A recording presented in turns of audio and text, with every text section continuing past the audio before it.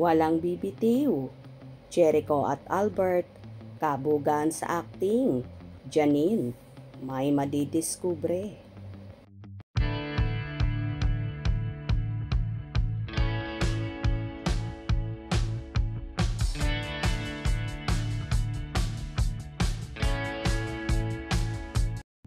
Nakakaloka ang eksena ni Jericho Rosales at Albert Martinez sa pagalingan talaga ng acting at matetensyong ka talaga sa kanila.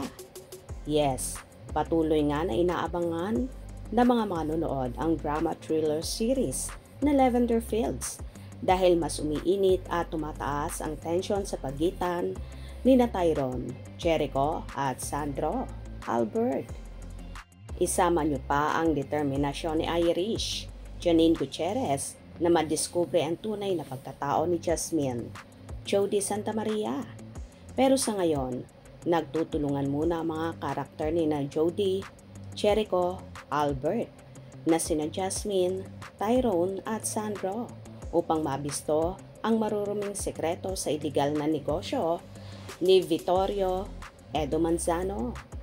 Ngunit hindi pa rin kumbinsado si Sandro sa intensyon ni Tyrone kaya naman kinomprontan niya ito lalo pa at nag-alala siya na magdadala ito ng panganib sa pamilya ni na Jasmine at Aster, Maricel Soriano. Dahil sa galit at selos, nagsuntukan ang dalawang lalaki na pilit pinatitigil ni Jasmine. Ginawa mo? Pati sila Aster Fields. Dami na lahat yan. Itong ginagawa ko, para sa anak ko to eh. Para kay Lavender. Tulog scatter mo din. Wala na yung puta. Hindi kita tatratuloy yung mga ginawa sa'yo.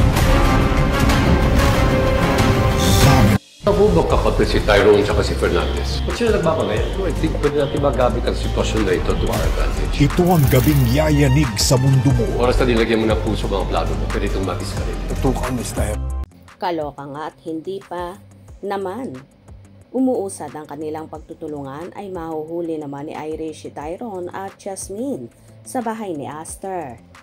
Sa kanyang pag-iikot sa bahay, natuklasan niya ang larawan na posibleng pagpapatunay na iisa si Jasmine at Lavender bilang bahagi ng kanyang mapanlinlang na plano.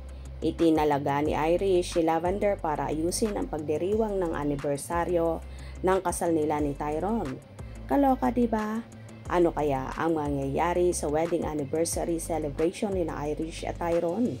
Malalaman na kaya ni Irish ang katotohanan sa pagkatao ni Jasmine o matatakasan pa rin siya nito? Siya nga pala nananatili ang serye na pasok sa top 10 TV show ng Netflix PH habang numero 1 pa rin ito sa mga pinapanood na palabas sa A1TFC. Abangan ang mga susunod na pasabog na eksena. O diba, kaloka nga at talagang nahuhook na ang lahat sa pinakamainit at pinag-uusapang teleseryeng Lavender Fields. Kaya tumutok at huwag na huwag pahuhuli.